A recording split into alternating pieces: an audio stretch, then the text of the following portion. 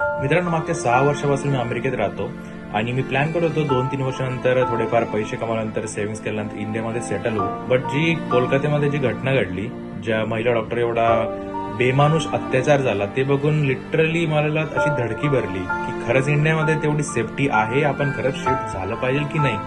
कारण युएस मध्ये राहणं एवढं पण सोपं नाही आहे, कारण एवढा एकटेपणा असतो, आपले लोक नसतात. पण एक गोष्ट एवढी इथे भारी आहे की कमीत कमी सेफ्टी तरी असते. पोलीस यंत्रणा एवढी खतरनाक आहे. असं जर युएस मध्ये झालं असतं तर ऑन द स्पॉट त्याचा गेम वाजवला असता. मी खरंच रिक्वेस्ट करतो इंडियन गव्हर्नमेंटला की त्यांनी काहीतरी फास्ट ट्रॅक कोर्टमध्ये लवकरात लवकर ऍक्शन घ्यावी. उद्या उठून समजा मला जर मुलगी झाली आणि मी जर इंडियात असेल तर काय गॅरंटी की असं काय होऊ नाही शकणार. सो आजकाल भारतामध्ये खरं सांगतो एवढं बेकार वातावरण झालंय.